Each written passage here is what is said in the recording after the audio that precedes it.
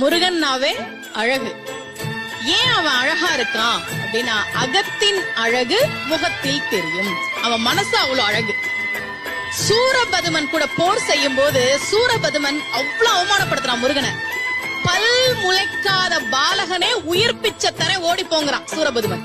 ஆனா முருகன் சூரனை வதம் செய்த போது கொல்லல, சேவலாகவும் மயிலாகவும் மாற்றி தன்னுடனேயே வைத்துக் கொண்டான். அந்த மனதினுடைய அழகுதான் அவன் முகத்துல தெரியுது.